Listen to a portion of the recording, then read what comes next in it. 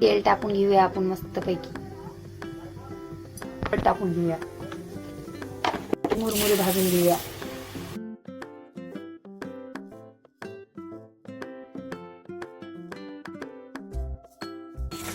मस्तपैकी आपले भाजून झाले आहे बघा. त्याच्यामध्ये आपण पाणी टाकून घेऊया. त्याच्यामध्ये आपण सोयाबीनच्या गोळ्या टाकून घेऊया. मीठ टाकूया 1 चम्मच. आता आपण सोयाबीनच्या गोळ्या गाळून घेऊया. मस्तपैकी 2 ते 3 पाण्यात धुवून घेऊया आपण याला. मस्तपैकी 2 ते 3 पाण्यात धुतलेलं आहे मी आणि सोकून घेत. पाणी सर्व काढलेलं आहे आपल्या याच्यातलं. आता हे आपण तळून घेऊया. तेल टाकून घेऊया आपण थोडंसं. गरम झालेलं आहे. आता त्याच्यामध्ये वड्या टाकून घेऊया.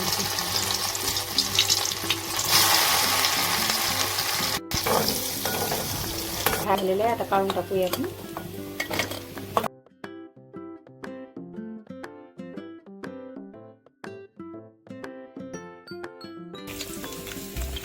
आता आपण याला थोडंसं चिरून लहान करूया साईज.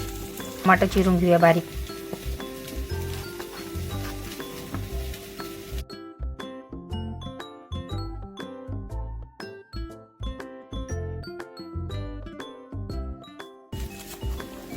कोथिंबीर चिरून घेऊया आपण, बारीक करून घेऊया मस्त.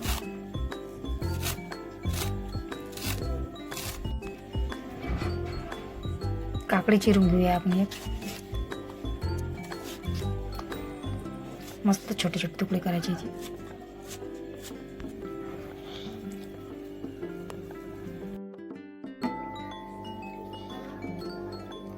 2 लसणाच्या कड्या, आलं, थोडीशी कोथिंबीर, थोडंसं जिरं आणि याच्यामध्ये थोडंसं पाणी टाकून घेऊया आपण. चला आता आपण भेळ बनवूया. सोयाबीनच्या गोळ्या टाकूया आपण याच्यामध्ये. टमाटर टाकूया आपण. आपली काकडी टाकून घेऊया. कांदा टाकून घेऊया चिरलेला आपला. कोथिंबीर टाकून घेऊया. चिवडा टाकून घेऊया आपण.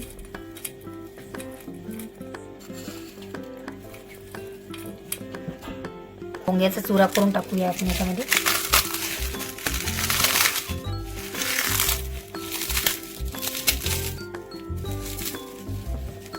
दोन चम्मच दही टाकूया आपण.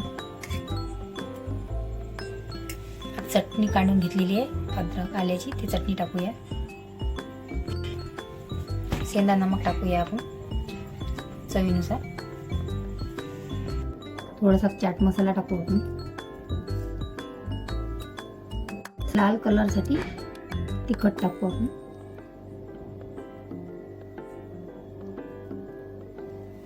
साधं मीठ टाकू आपण. लिंबू पिळून घेऊया आपण याच्यामध्ये. थोडंसं तेल टाकून घेऊया आपण. आता मिश्रण करून घेऊया आपण. एकदा अशी भेळ करून बघा, नक्की आवडेल तुम्हाला. माझी मुलं मस्त खाते आवडीनं आणि हेल्दी पण आहे. एवढी काही हे. तुमची मुलं जर सोयाबीनच्या वड्या नसेल खाणार तर अशा प्रकारे करायची भेळ नक्की आवडेल मुलांना.